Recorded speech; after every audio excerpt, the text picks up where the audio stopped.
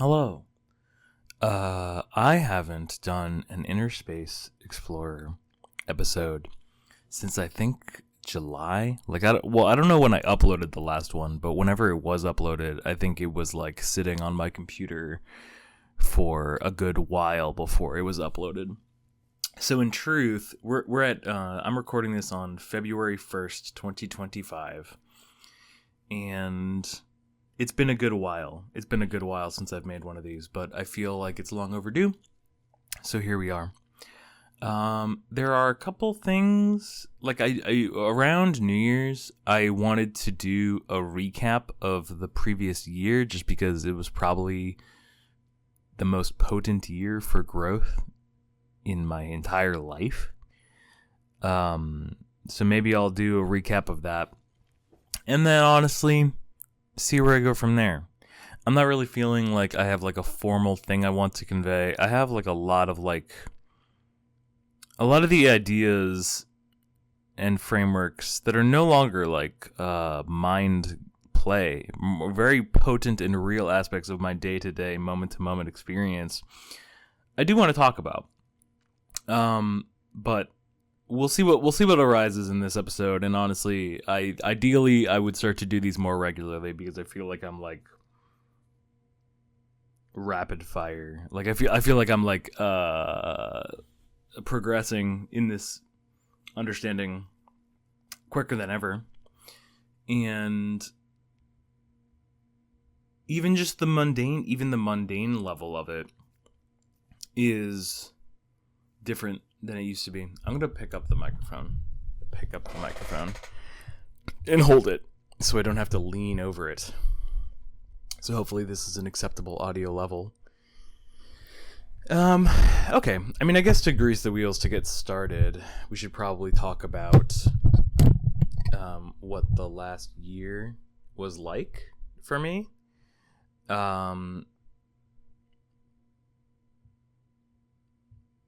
And I mean, I don't know. I use year in the general sense because I think I'm going to go back to maybe like September 2023. Yeah. Well, I don't know. I mean, what is time truly? But okay, but you know, let's not piss off the entire audience with deliberation before we even get started. Around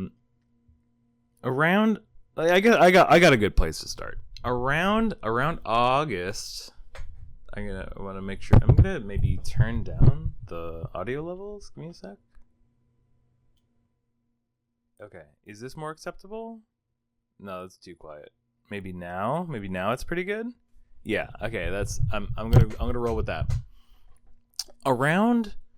I think I actually nailed it down the specific day. I think I figured it out with my music history, my music listening history, which I track on Last.fm, and also Google Maps data. Figured out I think it was like August 11th, 2023. I was sitting on the front porch, and I was wrestling with these pretty heavy, I was really trying to grasp what the highest truth of what is existence. You know what I mean? How can it be directly perceived? In its actual essence, as opposed to these names and forms which are transitory. How could it be directly seen? And I'm sitting on the porch and I meditate for 20-30 minutes, something like that.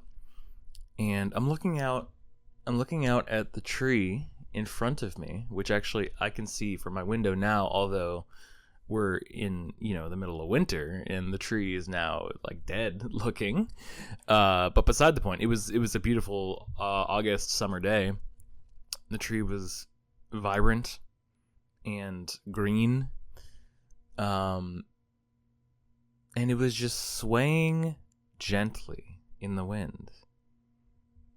And I was looking into it. I was like, okay, so there's this form in front of me. There's this tree this form that's, I had heard about the clay pot metaphor, where you have a clay pot and our mind goes to the pot. We see the form of the pot, and that's like the predominant what we see. But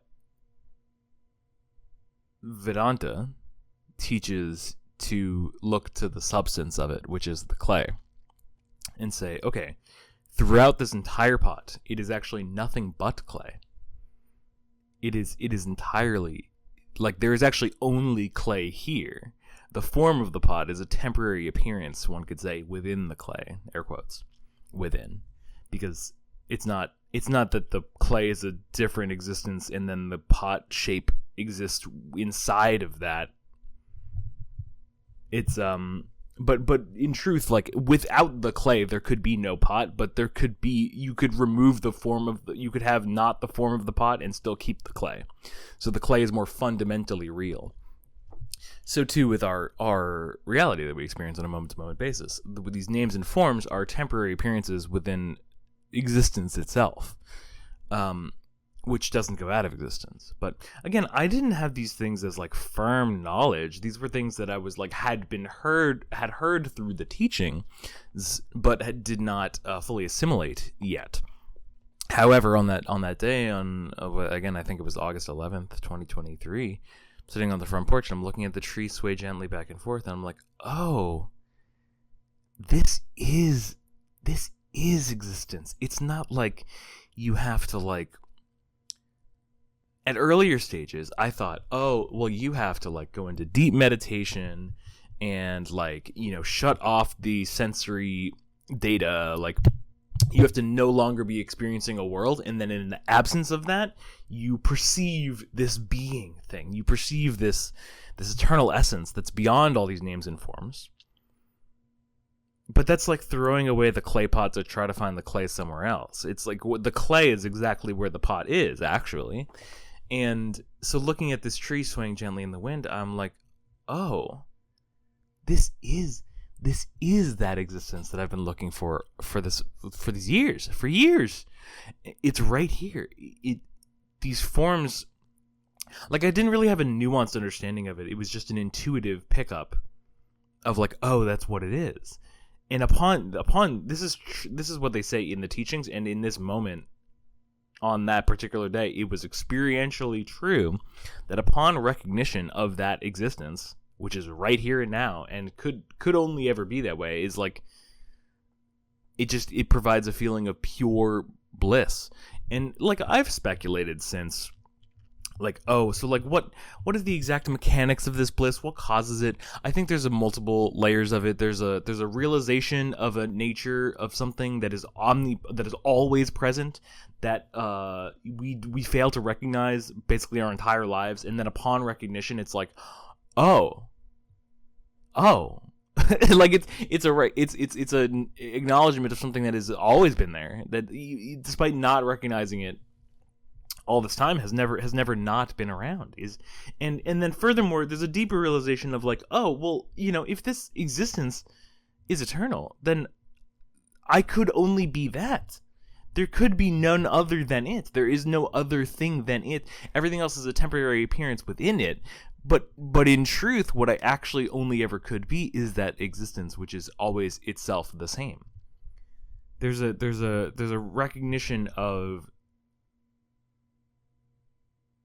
your eternality, your non-ephemerality, which is like counter to everything we're taught. We're taught everything is temporary. You know, you're born, you will live for a time, and you'll die, and that's the end of the story. And then, you know, slightly more spiritual framing is like, oh, well, if you do good deeds, you get to go to heaven and become eternal. You conceived as like the body or your ghost or whatever going to heaven and hanging out with God forever. That's seen as like how you attain eternal life. But like, this is different. This is a recognition of like, eternity cannot begin or end. If it did begin or end, it wouldn't be eternity. And so it's always true in this like everlasting present now moment, which we perceive in the framework of clock time.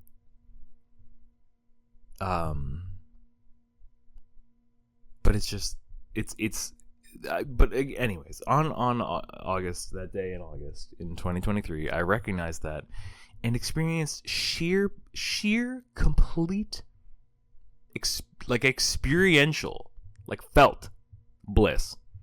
And that feeling lasted for maybe 4 hours. I like went and walked in the local woods. It was absolutely glorious. And again, my sensory data, like my visual field and like my sound, like all the sense data was like the same. It's hard to nail down what exactly the feeling is, like in what part of if it occurs in the body at all, in what part it occurs, like what. I don't know that there's been that much research as far as this bliss sensation. I don't know. Honestly, I don't think science takes it seriously, despite it, in my own experience, being experientially real on a consistent basis. Like it's like no question real. I don't know that our tools are sophisticated enough to measure it. Or I don't know. I just don't. I don't think that our common scientific framework is like not adequate. Maybe I don't deny that maybe one day science could study these things and understand them more deeply. And I would welcome that. Like if I could understand like the physical like what produces, like, because again, it's a felt sensation of absolute bliss in my entire body and mind. Like it's like my entire fucking being is shining. And the my in that is illusory, right? Because it's not like upon recognition of that you realize there is no me or mine. It's just the eternal isness. Which like in the colloquial sense shines through you. But yeah, felt that feeling for a couple hours, 4 hours maybe. And then I started to be afraid. I started to say, oh, well, I feel this immense relief and I feel this immense joy. If I return to the people who know me and have known me, they're going to think I'm like high. Like they're going to think I'm like on psychedelics or something. And I'm not. I'm like very, very sober. And there was like a fear there. There was like maybe like a non-trusting, like this feeling, this sense of like this recognition of fundamental reality that I'd been seeking for literally years. It was like, oh, well, maybe this is actually bad. Maybe this is like actually concerning, if not to me, then to other people. And I do take the opinions of other people into account. And therefore, maybe this is something that I ought not to be doing. Maybe this is not healthy to feel this way. Maybe feeling like a limited human being in time and space is like part of what constitutes normal psychology, And so the effect of that was that I cut off the feeling. It ended because I was entrenched in fear for my specific separate humanity. Of, oh, how will people perceive me as an individual person if I'm feeling this way? Won't they think I'm off kilter, and won't they be kind of right? And so I cut off the feeling. And what followed then was like a guilt almost. Like, oh, I was like, the door was opened for me to show me exactly what I was seeking, and I rejected it, and I decided, oh well, this is bad actually. Like this is not it's not beneficial to feel this. And what followed then was like a feeling of guilt. was, oh, well, like I was given this immense gift and I rejected it. So like why? And there was this feeling of like, oh, well, maybe I want to try to induce this feeling on my own terms. I want to be able to turn it on and off. And so I spent like a good chunk of like from August of 2023, from that day to like May of 2024, like late May, I was like very regularly trying to meditate in such a way that it would produce this feeling. I was trying to work back logically to try to recreate the circumstances under which it happened. And I was like I was like reading up on like, oh, what kind of meditations do people do to enter this state, which I called samadhi, which is like a deep absorption, deep meditative absorption. And but not knowing, I had placed, like I was trying to recreate it using my intellectual mind, saying like, oh, well, if this list of circumstances are present, then it should produce this result, like this scientific framework of like how to produce this bliss sensation.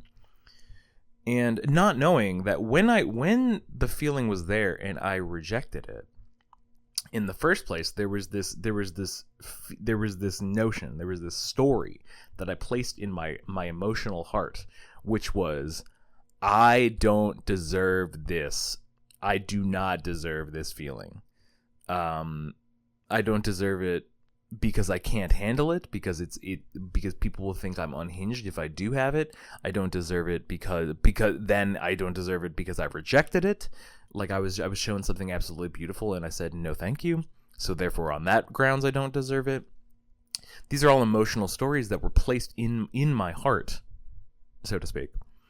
But then instead of being like, oh, I need to address that heart narrative that I've placed there, I'm gonna go to my strong suit, which is my intellect, and I'm gonna use the intellect to try to derive like a step-by-step, like checkbox, list as to how to experience this again. Because approaching it clinically, felt easier, more approachable than the holistic approach that made it appear in the first place. And so, very, very regularly, several times a week, I would meditate in such a way that like, okay, I'm going to light incense or a candle and I'm going to stare at it. I'm going to stare at it for like a really long period of time.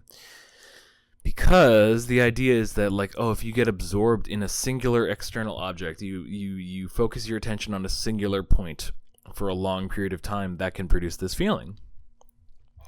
But again, the whole time I was doing that, my mind was on the feeling of what I was chasing. I was chasing this feeling. I was chasing this memory of this feeling, as opposed to the fundamental recognition of existence, which is eternal, which had shown to me to be eternal, which is not, it does not come and go. It does not need to be induced by a meditation technique.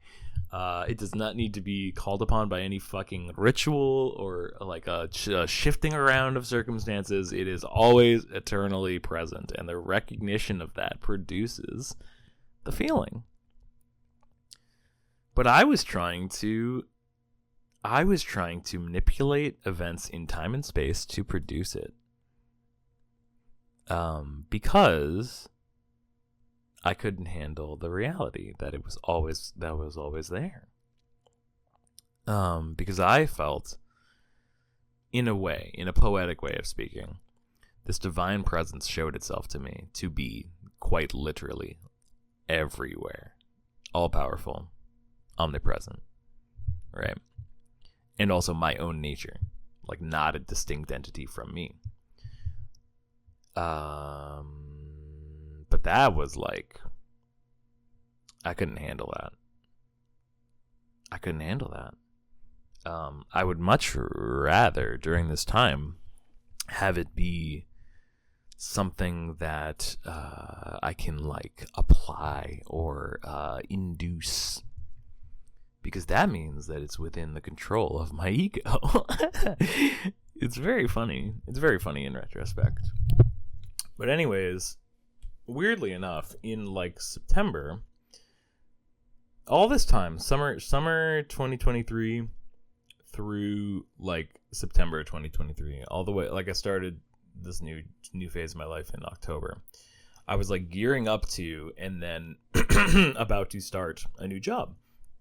And that was like a highly transformatively potent time of my life. I felt like I was like finally, like, you know, in a true sense, I was like becoming an adult.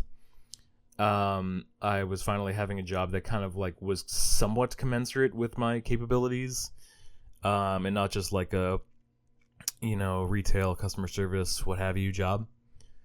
And it felt like an incredibly potent, transformative moment of my life. And amidst that, I suddenly became interested in, like, despite like my framework mostly being like Hindu oriented and mostly non-dual Hindu oriented, so like not even really concerned with the Hindu gods, but mostly just like their description of the base reality, which we all are. I started being interested in Greek gods, and specifically like Hermes.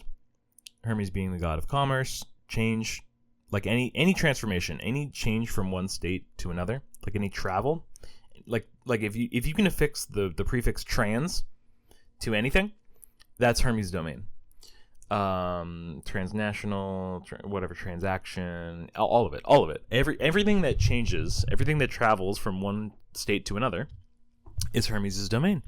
And specifically commerce is like a big one. Also the god of thieves. A lot of cool symbolism in Hermes, and like alchemy and shit, and like whatever. There's a lot going on there.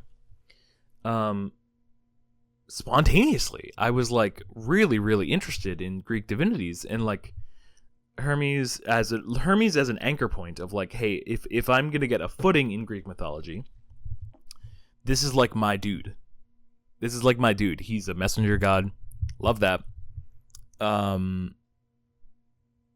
A lot of really cool components about Hermes, but like specifically, like it was a foot in the door to be able to understand broader like Greek divinities. And again, this is after I recognized the truth of non-duality, which is there really is only one eternal essence. And so like it was kind of an emergent soft polytheism, although I wouldn't have put it in those terms at this time. A recognition of like, okay, yeah, there is like a single eternal essence, but its powers are personified in all of these supposedly distinct gods and goddesses. And there was like an emergent like play about that, like an interplay. And I started being really into constellations and all sorts of stuff. It felt like an incredibly potent like mythic period. And I think part of that was inspired by that experience in August, because again, we're talking about September. It was the next month. And it felt like there was like some like raw material there. I'm sure Jungians would have a field day with what I'm saying. But yeah, I mean, this was like leading up to like me starting the new job. And I did start it. And it was like a whole new phase of my life, and I'm still doing it, and my orientation towards it has changed a lot since I started. I've been there for a year in October 2024, and now it's February 2025. So coming up on like a year and a half. It's quite cool. Yeah, I mean, as far as like spiritual, like again, my focus kind of became like career oriented at that point. I kind of got a little more grounded. But like these things didn't go away. Like I was still meditating, but still kind of like disquieted, still kind of like not fully experiencing the peace that these traditions speak about. Kind of like really concerned with this and that. Really still having like pretty strong desires for certain outcomes in the world, and then therefore feeling discomfort as a result of them happening or not happening, or the melodrama that keeps our lives moving. In truth, like if we didn't have these little things that we were invested in, like what would our life be occupied with? It's interesting to think about. But around my birthday, which is October 7th, I started getting interested in the pre-Socratic Greek philosopher Parmenides. He had wrote a poem on nature where, again, he's pre-Socratic, so like kind of a more of a mythological bent than like, I would say like Socrates and Plato are more, they're it's not that they're non-spiritual by no means, but it's more so that they're not invested in the symbols of personified divinities. Whereas Parmenides, in Parmenides on Nature, he's driven by maidens on a silver chariot through the sky to meet with a goddess who tells him about the fundamental nature of reality, which turns out is quite similar to the teachings of Advaita Vedanta, which is that, and I think I've talked about fucking Parmenides on these in the past, so I won't like go crazy into it, but that being is and non-being is not. And like that sounds like stupidly simple, but it is actually like quite potent and relevant, and like that as a heuristic, like it has immense depth for me, and continues to. But importantly, she tells him, Parmenides, there's this way of truth that I'm telling you about, that what being is eternally the same. It's this fundamental, unchanging essence, which itself only alone is. However, I'm going to tell you about this other thing, Parmenides. It's called the way of seeming, or also known as the way of opinion. So we appear to be in a world of apparent multiplicity where things are constantly changing, and people have all these opinions. People have all these opinions about the way the world works. But Parmenides, I'm going to tell you the truth is that these opinions of mortals, there can be no true trust in them. Like they're because they don't recognize the fundamental basis of all existence, their opinions can only be relatively true. They can't be fundamentally true. They're based on circumstances which come and go, which means that when circumstances change, the validity of their opinions also changes.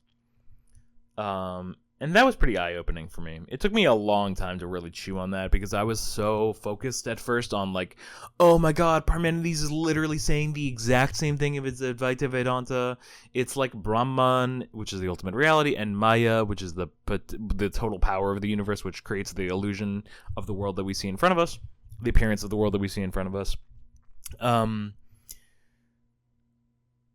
Yeah, I was really, really concerned with like mapping Advaita Vedanta onto Parmenides more so than I was in like hearing what Parmenides specifically had to say, which is slightly different. And it is a useful flavor. It is a useful variance. But yeah, really, never really left this like inquisitive. I feel like I was like between like August 2023 and May 2024, there was like a slow return to that essence that I had seen. And then, later in the year, I get caught up in various attachments. I won't go into it, but I I started being very invested in particular outcomes and taking certain states in the world to be what would constitute my happiness. And it took me a long time to let go of that. And it was progressive. But again, very, very strong attachments. Again, I'm not going to go into it. But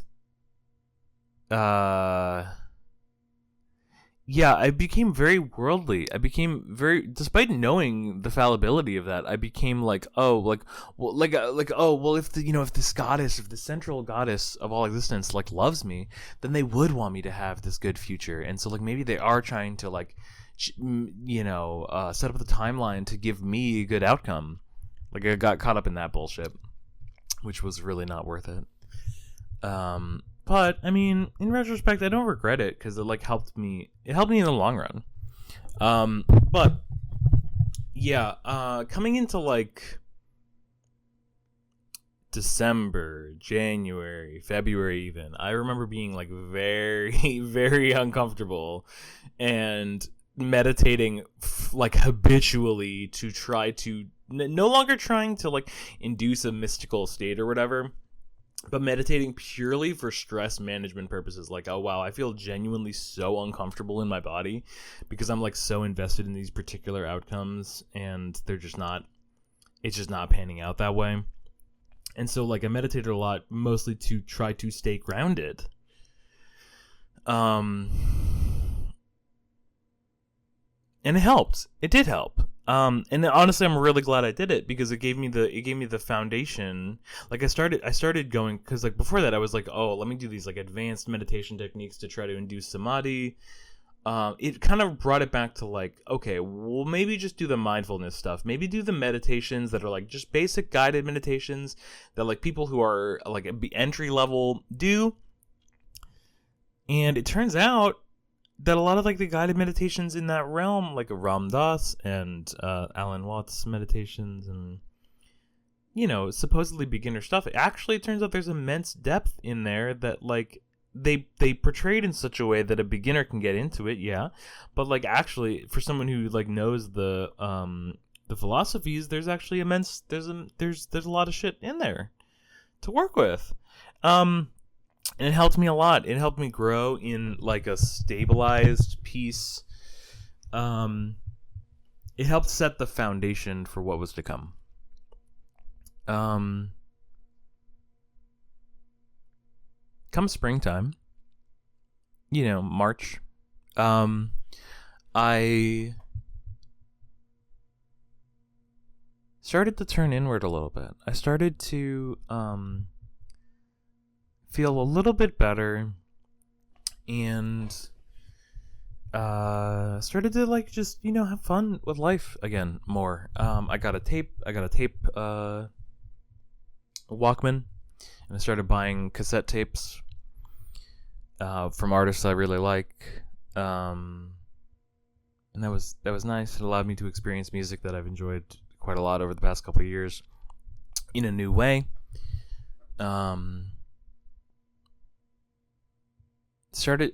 I found a lot of music that I really, really deeply connected with, and I felt like it was like fun on the surface, and that was amazing on that level, and also spoke to like deeper elements also.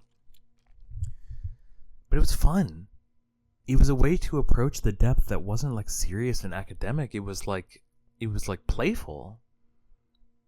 And it was like, again, it was in a way of speaking, it was like that central divinity was like, hey, well, you can approach me in a way that's like actually enjoyable and fun. Like it doesn't have to be serious and like studious and like monk-like. You don't have to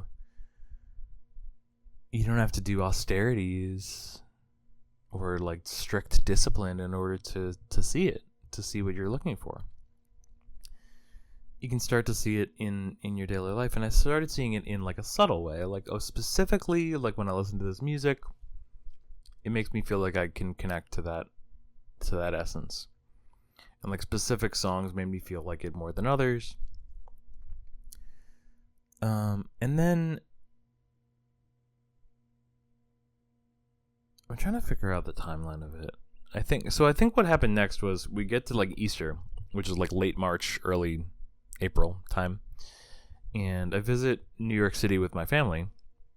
And for the longest time, since like October 2022, I've been really into this Swami Sarvapriyananda, who is an excellent, like probably the most prominent speaker in Advaita Vedanta in our current time.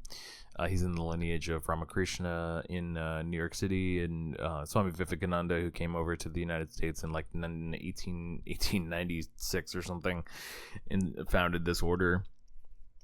Swami Sarvapriyananda is a continuation of that lineage.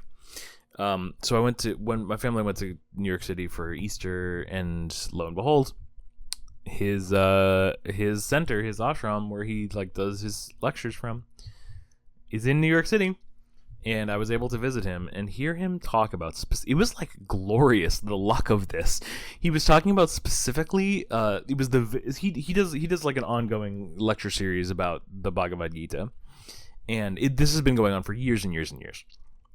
Because it's a long book, and he takes his time. He goes verse by verse, like every like 2 verse is like a lecture, and sometimes a verse or 2 is like more than one lecture.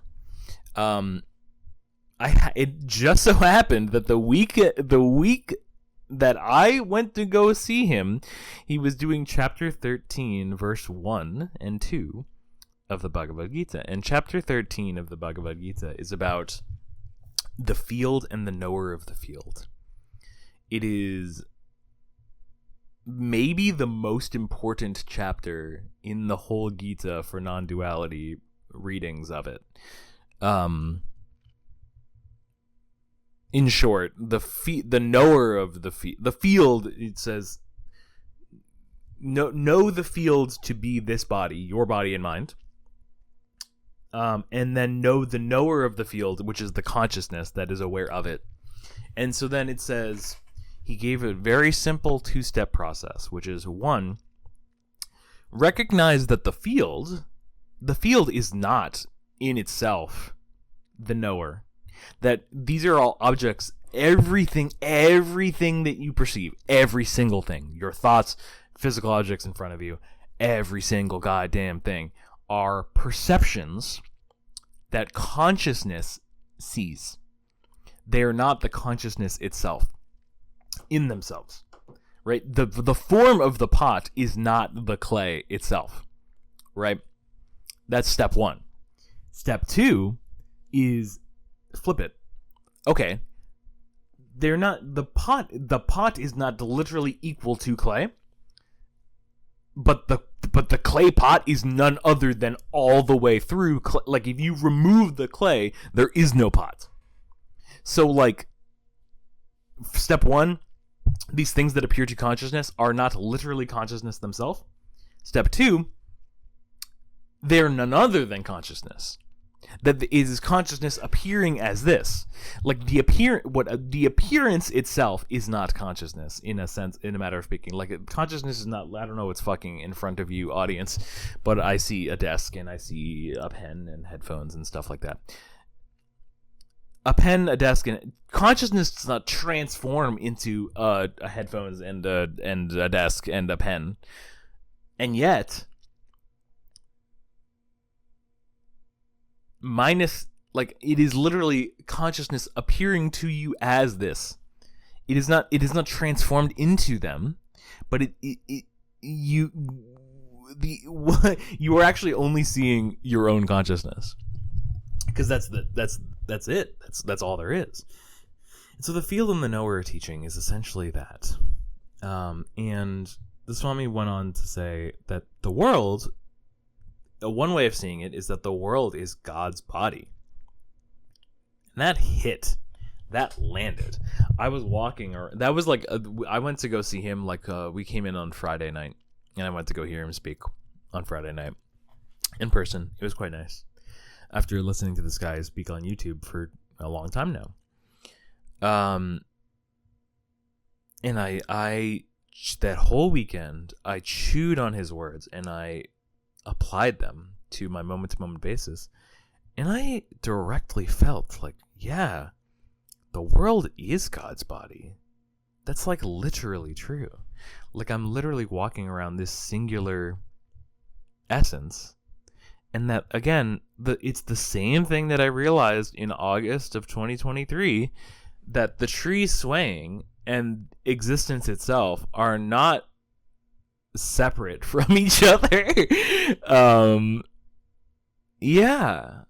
It's this recognition that it's right here and now. It's right here in front of us. It's not like we have to like get rid of... You don't have to turn off the movie to recognize that there's a movie screen there.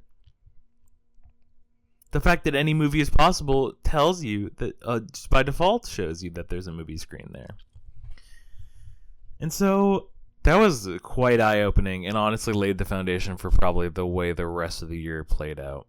But I go home and I get into a more like contemplative mood. I'm like really chewing on what the Swami was talking about and seeing how I can, but it's something that I need to like continually uphold and remind myself of like, oh yeah, this is the case. And like feel it for a time. And then I got caught up in some bullshit about some temporary appearance and like my opinion of how I wanted to play out and like this like back and forth of this. And sometime after that, probably in April sometime, the Swami recommended in a live stream that I was watching this guy named Michael Singer. And Michael Singer is like a really good speaker on this stuff. He was around for like the 70s, like spiritual movement. He's like a white guy who got really into yoga. And does really, really good down-to-earth speeches about like, hey, spirituality is about, it's not about changing or cultivating circumstances to be the way that you would want.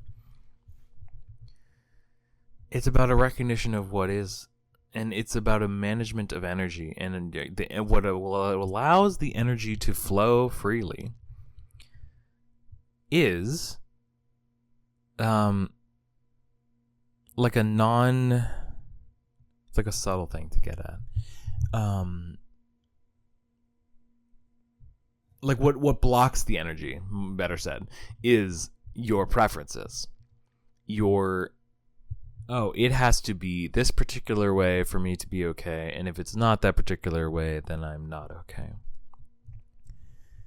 And this took a while to deal with, because again, I was in recognition of the underlying consciousness, the underlying existence, but I still think there was a certain degree of blockage of what is typically construed as like the feminine side, which is the eternal flow of energy, that Shakti, and like a non-trusting of it, right? And I think that's like when I experienced the like bliss sensation in August and then like shut it off. I wasn't shutting. I knew that you can't shut off the fundamental basis of reality that's always there. What I was shutting off was that upon recognition of that basis, there's an immense flow of Shakti which floods your entire being, and that's what I was shutting off. And so it was like a recognition of like, oh, I need to actually like learn to let go of circumstances to the extent that I can allow for this flow to happen. Because it's actually what I do want. Like I do not want to live in fear of the eternal energy of existence. And I do want to be in flow with it. But it was like it led me to this inquiry into like that what is supposedly considered the other side, this like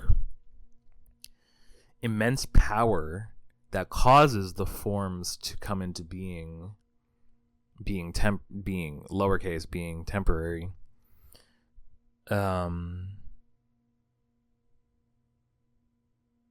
And it started to have me develop a God image that is inherently feminine. Being, I think, the most potent symbol for eternal change. And I started to really engage with that. And I started to really dig into it and grow in it. But it was still like I don't really trust this yet. I'm still trying to like figure it out. Because I get like Brahman, like the eternal unchanging substratum, like that I understand. Like that's not hard to like. I got that a while ago. No issue there. But like the shaper, like the intelligence by which the clay appears to transform into the clay pot, that eluded me. I'm like, why? Like, what's the utility of this illusion? Like, why should I trust that all knowledge, all power? Consciousness itself is blameless. It just exists. Like, it just is existence itself. It doesn't do anything. But the power that causes things to appear the way that they do, that I had to reconcile with. And I did. Progressively, slowly. And we get to, like, May. May was an incredibly potent month for me.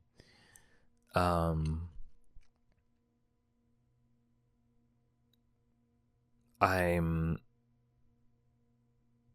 like in the beginning of May, I'm like still finding songs that like kind of feel like a beckoning to go deeper. And around May 17th, it was my sister's graduation, and I was in the hotel, and I was listening to a very simple video about the clay pot metaphor. And for whatever reason, the way that it was just like, I had heard the clay pot metaphor so many times before this, and it was always grasped intellectually. I'm like, oh, okay, yeah, the clay pot, cool, get it. Like it's like an approximation of what it is. But for whatever reason, when I heard it this particular time, I'm like, oh, no.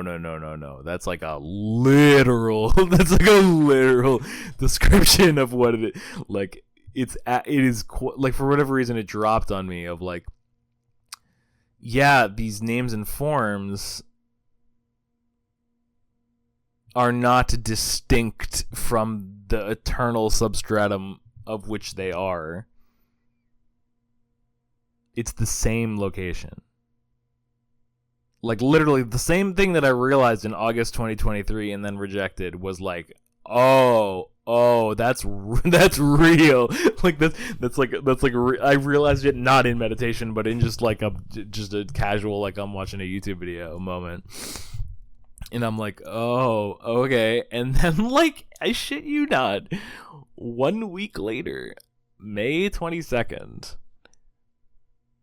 there was like a full realization of this goddess image that I had built up. This, like,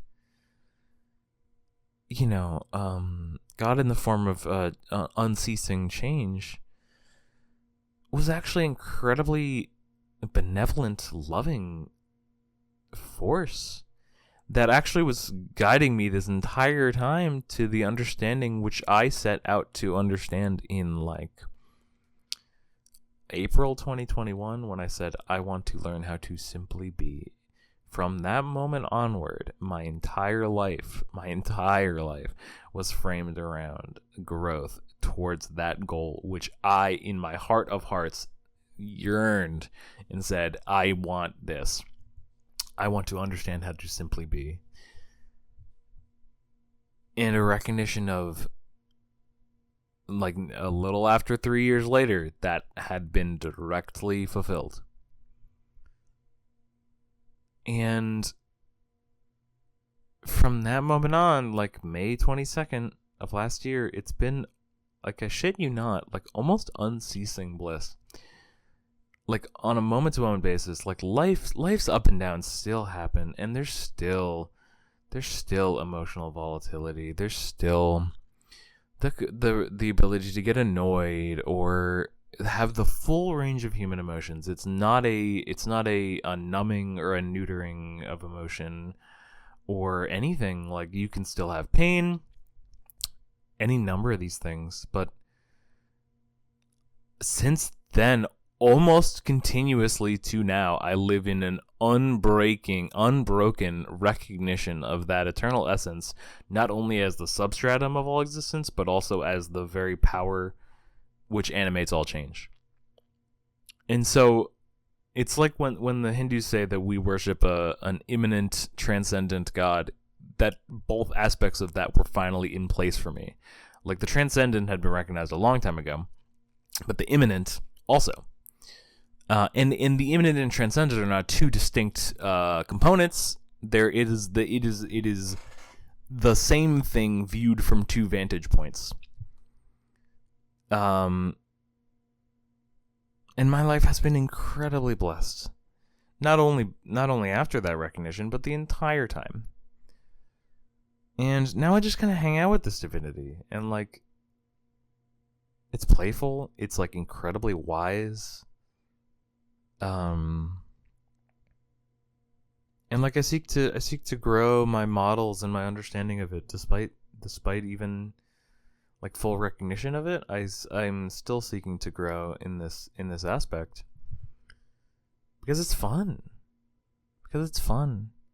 And then again, I dropped like this idea that I have to be like Mr. Pious Wise Man, whatever the fuck portrayal of myself I was giving. Like, I can just, no artifice is required. I am exactly as I'm supposed to be. And yeah, that includes the propensity to change and improve and grow and mature as time goes on. All of that's still relevant. But there's a fundamental recognition that doesn't go away, that isn't dependent on me meditating to achieve a certain state, that isn't dependent on certain life circumstances to be able to have a certain amount of relief to be able to recognize. It's not dependent on anything. It is universally all the time true, no matter what. And I don't know that there's anything that could, in this lifetime, I don't know that there's anything that could stop that realization at this point. And it's beautiful. It's really, really nice. And so, fast forward to now, like, we're in, geopolitical conditions being what they are, like, things are accelerating, and, from my read, like, there's a high likelihood of, like, war, like, serious war in the next, like, 10, 15 years. It's quite possible. And yet, it doesn't, like, I can recognize the horrors of the current moment, be compassionate towards my fellow human beings, and still fundamentally recognize what is always there. Like, in a real sense, I have it all. Like, my ability to perceive the ills of our current time, and the suffering, the genuine suffering of real people, while also being in, like, unceasing bliss. Like, these are not incompatible things.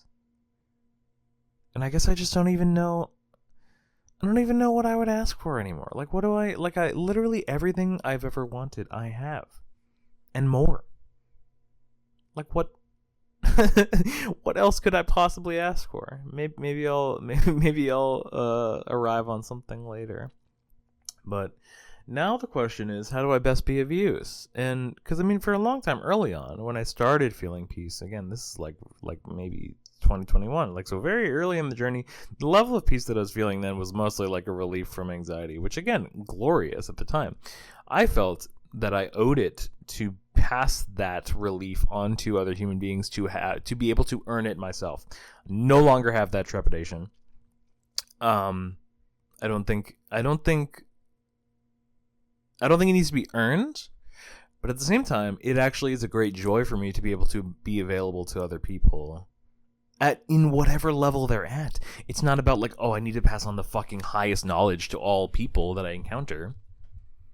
No. No, actually, it's a great gift to be able to address people wherever life finds them and engage with them on that level. And because it's like, God, dare I say it, it's fun. Like, it's like it's the game we've been handed. And like, people are cynical and they're like, oh, I want to re-roll for a new character, or oh, it's all suffering. I guess I no longer see it that way. But that doesn't mean I negate that others do experience it that way. But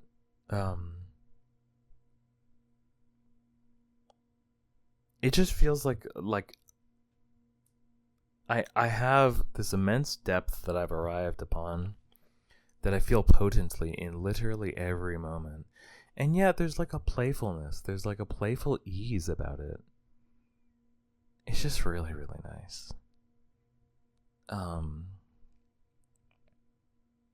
Yeah. So, I mean, I don't know that I have really much else to say in this episode. I feel like I should start doing these more often. But that's kind of what I wanted to say here. This is like a recap of some of the most recent legs of my growth. But yeah, I in a very real sense I have the life of my dreams. And it's not like it's more than I would have bargained for. Even if there's so many like shit components. Like that's part of the wealth of the dream. It's really, really nice. So, thank you for listening. I plan on doing these more, but who knows? I may or may not. But you're a real one. And I hope you have a lovely day.